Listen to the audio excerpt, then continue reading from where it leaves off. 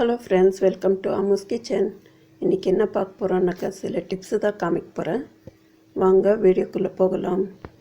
First tips என்னன்னாக்கா, முதல்ல பால் காசுறப்ப டைரெக்டாக பால் எடுத்து பாத்திரத்தில் ஊற்றாமல் கொஞ்சம் தண்ணி ஊற்றிட்டு பால் காசுனீங்கனாக்கா உங்களுக்கு பாத்திரம் அடி பிடிக்காமல் இருக்கும்.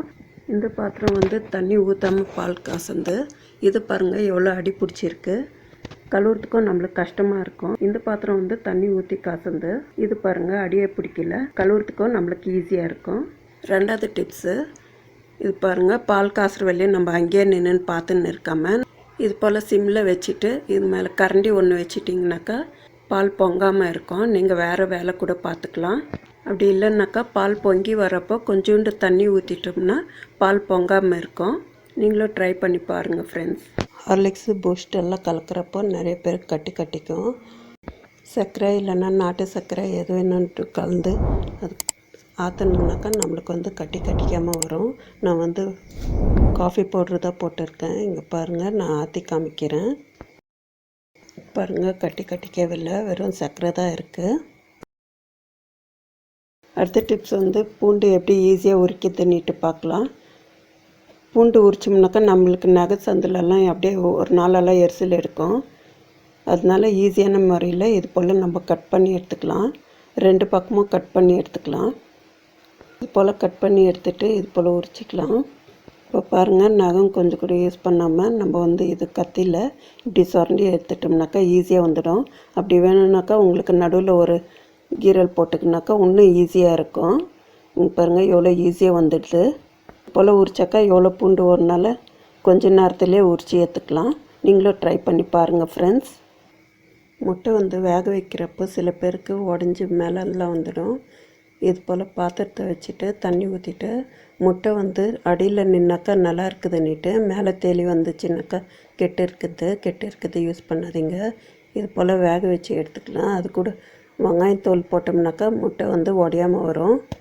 இது பாருங்கள், முட்டையோட ஓடு மட்டும்தான் கலராக இருக்கும். முட்டையை உரிச்சாக்கா வெள்ளையாக தான் இருக்கும். இங்கே பாருங்கள், உரித்து காமிக்கிறோம் உங்களுக்கு. இது போல் ட்ரை பண்ணி பாருங்கள் ஃப்ரெண்ட்ஸ். இது போல் ட்ரை பண்ணிவிட்டு எப்படி இருக்குதுன்னு சொல்லுங்கள் ஃப்ரெண்ட்ஸ். அடுத்தது இந்த கோதுமை மாவு ஜெலிக்கணுன்னாக்கா கீழே ஒரு நியூஸ் பேப்பரெல்லாம் போட்டு அதை ஜெலிச்சோம்னாக்கா சுத்தூரும் கீழெல்லாம் இறஞ்சி கிடக்கும். அப்படியே மாவெல்லாம் வேறு பறந்து வரும். நம்ம இப்போ ஈஸியான டிப்ஸ் ஒன்று சொல்கிறேன் நான். வாங்க எப்படி ஜெலிக்கிறேன்னுட்டு பார்க்கலாம். நான் இது போல் ஒரு பாக்ஸ் ஒன்று எடுத்துகிட்டு இருக்கேன். ஜல்லடை அது கரெக்டாக ஆகிற மாதிரி வச்சுக்கணும். உங்கள்கிட்ட சின்ன பாக்ஸ் இருந்தால் கூட பரவாயில்ல, அது எடுத்துக்கலாம். ஜல்லடை ஆனால் கரெக்டாக இருக்கிற மாதிரி பார்த்துக்கோங்க. இப்போ மாவு போட்டுக்கலாம். இதில் மாவெல்லாம் பேப்பர் போட்டு ஜெலிச்சோம்னாக்கா அதெல்லாம் பெருக்கி எடுக்கணும், நிறைய வேலை. இது போல் ட்ரை பண்ணி பாருங்கள் நீங்கள். இப்போ ஜெலிச்சிக்கிறேன். மாவெல்லாம் பறக்காமல் நான் எறியாமல் இது போல் இதுக்குள்ளவே விந்துடும். ஈஸியான மெத்தடு. நீங்களும் ட்ரை பண்ணி பாருங்கள் ஃப்ரெண்ட்ஸ். ட்ரை பண்ணி பார்த்துட்டு எப்படி இருக்குதுன்னு சொல்லுங்கள். பாருங்கள், ஜெலிச்சு எடுத்துட்டேன். மாவு இதிலே இருக்குது. உங்களுக்கு பிடிச்சிருக்குன்னு நம்புகிறேன். அடுத்தது நம்ம வீட்டில் ரேஷன் அரிசி என்ன அரிசி இருந்தாலும் சில நாள் ஆனாக்கா வண்டு வந்துடும். அதனால இது போல் பிரிஞ்சி இலை போட்டுக்கினாக்கா நம்மளுக்கு எவ்வளோ நாள் வேணாலும் வச்சுக்கலாம், வண்டே வராது. அடுத்தது இந்த சர்க்கரையில் எறும்பு வந்துடுது. அதனால இது போல் லவங்கம் போட்டு வைக்கலாம். லவங்கம் போட்டு வச்சாக்கா நம்மளுக்கு எறும்பே வராது. லவங்கமாவது போடலாம், இல்லை பட்டையாவது போட்டு வைக்கலாம். அந்த வாசனைக்கு எறும்பு வராது. அடுத்தது இந்த பாட்டில் பாருங்கள், டிஷ் வாஷ் பாட்டில். இது தூக்கி போட்டு வச்சு நான் யூஸ் பண்ணிக்க போகிறேன். நல்லா வாஷ் பண்ணி எடுத்துன்னு இருக்கேன். பாருங்கள், இந்த ஆயில் வச்சு நான் இது யூஸ் பண்ண போகிறேன். ஸ்டிக்கர் தேவையானாக்கா நீங்கள் வச்சுக்கோங்க. நான் எடுத்துடுறேன் ஸ்டிக்கரை எடுத்துட்டேன். இப்போ பாருங்கள், ஆயில் ஊற்றிக்கலாம். இதில் நான் விளக்கு குத்துற எண்ணெய் எடுத்துன்னு இது பாருங்கள் இப்படி ஃபில் பண்ணியாச்சு. இது இப்போ ஊற்றினோம்னாக்கா ஒரு ட்ராப் ஆயில் கூட கீழே வராது. தூக்கி போடுற பொருளை வச்சு இது போல் நம்ம யூஸ் பண்ணிக்கலாம். அதுக்குன்னு தனியாக இது பாட்டில் அதை இது எல்லாம் வாங்காதுமே நம்மளுக்கு மணியும் சேவிங்ஸு, இது போல் டைம்ஸு சேவிங்ஸு. பாருங்கள், ஊற்றி காமிக்கிறேன் உங்களுக்கு. பாருங்கள் ஃப்ரெண்ட்ஸ், ஒரு ட்ராப்பு ஆயில் கூட கீழே வரல. இது போல் லாக் பண்ணிக்கலாம். கீழே கொட்டாது ஆயில். நீங்களும் ட்ரை பண்ணி பாருங்கள் ஃப்ரெண்ட்ஸ். இது ஹேண்ட் வாஷ் பாட்டில் ஃப்ரெண்ட்ஸ். இதை ஏற்கனவே வாங்கியிருந்து காலியாச்சு. இப்போ வந்து ரீஃபில் பேக் வாங்கியிருக்கேன். ரீஃபில் பேக் வாங்கினாக்கா எப்படியும் உங்களுக்கு 5 rupees 10 rupees லெஸ்ஸாக தான் கிடைக்கும். ஒன் டைம் அது வாங்கிட்டிங்கன்னா போதும் பாட்டிலு. நீங்கள் நெக்ஸ்ட்டு ரீஃபில் பேக்கே வாங்கிக்கலாம். பை ஒன் கெட் ஒன் ஆஃபரில் வாங்கியிருக்கேன் நான். இப்போ கட் பண்ணி எடுத்து இதில் ஊற்றிக்க போகிறேன். நீங்கள் அடிக்கடி பாட்டில் வாங்காமல் இது போல் ரீஃபில் பேக் வாங்கிட்டிங்கனாக்கா இது போல் ஃபில் பண்ணி வச்சுக்கலாம். உங்களுக்கு மணியும் சேவிங்ஸு. பாருங்கள் ஃப்ரெண்ட்ஸ், ஃபில் பண்ணியாச்சு. இது ரீயூஸ் பண்ணிக்கலாம் நம்ம. அடுத்தது வந்து இந்த கொலின் பாட்டிலு. இந்த கொலின் பாட்டில் வந்து தூக்கி வேஸ்ட்டாக போடாமல் நம்ம வந்து ரீயூஸ் பண்ணிக்கலாம். இந்த ரெய்னி சீசனில் வந்து டாய்லெட் எல்லாம் ஸ்மெல் வரும். அதனால நம்ம வந்து ரீஃப்ரெஷ்ஷாக எப்போவுமே இருக்கிறதுக்காக இது வந்து கம்ஃபர்ட் கொஞ்சம் ஊற்றிக்கிட்டு வாட்டர் கொஞ்சம் மிக்ஸ் பண்ணிக்கலாம். வாட்டர் மிக்ஸ் பண்ணிவிட்டு நல்லா குலுக்கிட்டு இதை நம்ம டாய்லெட் யூஸ் பண்ணப்போலாம் நம்ம ஸ்ப்ரே பண்ணி விட்டு வந்தோம்னாக்கா நம்மளுக்கு வந்து ஃப்ரெஷ்னஸ் அப்படியே இருக்கும். இந்த ரெய்னி சீசனில் உங்களுக்கு வந்து நல்லா யூஸ்ஃபுல்லாக இருக்கும். நீங்களும் ட்ரை பண்ணி பாருங்கள் ஃப்ரெண்ட்ஸ். இதுக்குன்னு தனியாக ரூம் ஃப்ரெஷ்னரெல்லாம் வாங்காமல் நம்ம வந்து இது போல் யூஸ் பண்ணிக்கணும்னாக்கா நம்மளுக்கு வந்து எப்போவுமே ஃப்ரெஷ்னஸ்ஸாக இருக்கும். அடுத்தது இது வந்து பாத்திரம் கழுவு லிக்விடு. இது பாருங்கள் ரொம்ப திக்காக இருக்கும். இது பாதி தான் இருக்குது. நான் வந்து இதில் தண்ணி ஃபில் பண்ணிக்க போகிறேன்.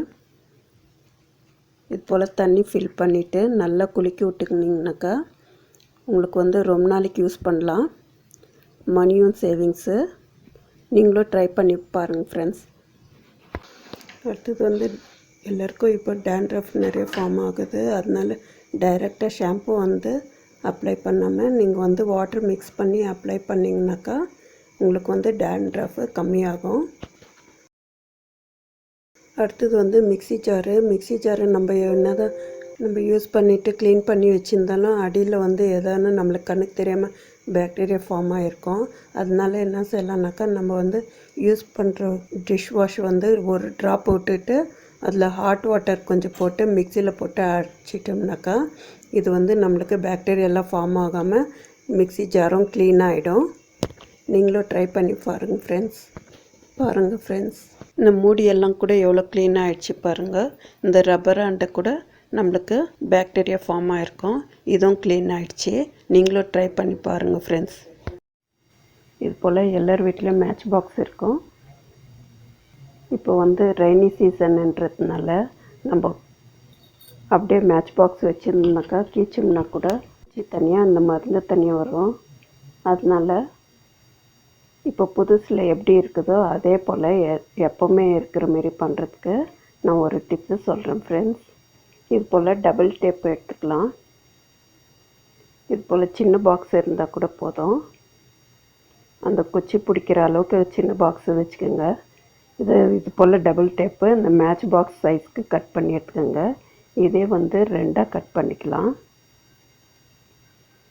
இது போல் 2ஆக கட் பண்ணி எடுத்துக்கின்னு இது வந்து 2 பக்கமும் ஒட்ட வச்சிடலாம். ஒட்ட வச்சுட்டு நல்லா அழுத்தி விட்டுக்குங்க.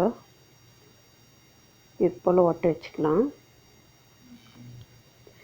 இப்போ வந்து அந்த பாக்ஸில் இருக்கிற குச்சியெல்லாம் மாற்றி வச்சிடலாம். இந்த குச்சியெல்லாம் பாக்ஸில் போட்டு வச்சிடலாம். இது போல் மருந்து இருக்கிற பகுதி 2 பக்கமும் இதே போல் கட் பண்ணி எடுத்துக்கலாம்.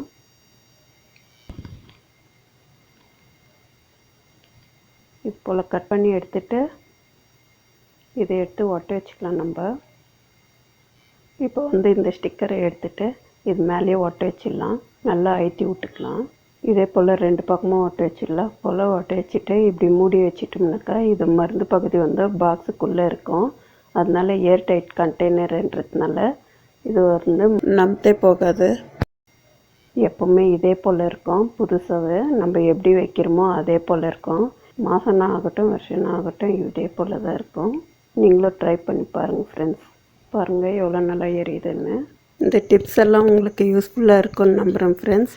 பிடிச்சிருந்தாக்கா லைக் பண்ணுங்கள், ஷேர் பண்ணுங்கள், கமெண்ட் பண்ணுங்கள், சப்ஸ்கிரைப் பண்ண மறந்துடாதீங்க ஃப்ரெண்ட்ஸ். தேங்க்யூ ஃபார் வாட்சிங்.